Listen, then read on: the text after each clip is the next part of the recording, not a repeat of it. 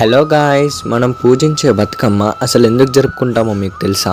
బతుకమ్మను గౌరీమాతకు ప్రతిరూపంగా భావించి పూలతో బతుకమ్మను చేసి ఆడుతూ ఉంటారు. దానివల్ల ఇంట్లో ఆనందాలు వస్తాయని నమ్ముతారు. ఇదే విషయానికి సైంటిఫిక్గా చూస్తేను బతుకమ్మ అనే పండుగ వర్షాకాలం తర్వాత వస్తుంది. వర్షాకాలం వల్ల ఎంతో మంది ఫీవర్స్ లేదా కోల్డ్తో ఇబ్బంది పడుతూ ఉంటారు.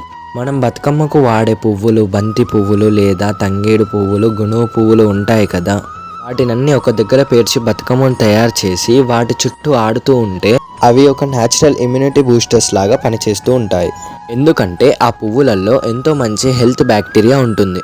తర్వాత మనం ఆ బతుకమ్మలను నదిలో లేదా చెరువులో వదిలేస్తాం కదా, అప్పుడు ఆ పువ్వులు బయో యాక్టివ్ కాంపౌండ్స్ని రిలీజ్ చేసి అందులో నుంచి హార్మ్ఫుల్ బ్యాక్టీరియాని చంపుతాయి. అంతేకాకుండా అవి నైట్రోజన్ మరియు ఫాస్ఫరస్ని రిలీజ్ చేసి చెరువులో ఉన్న ఫ్లవర్స్కి న్యాచురల్ ఫర్టిలైజర్స్గా మారుతాయి. ఇవి వచ్చేసి యాక్చువల్ రీజన్స్. మీకు ఈ వీడియో ఏమాత్రం ఇన్ఫర్మేటివ్గా అనిపించినా ప్లీజ్ సబ్స్క్రైబ్ చేయండి.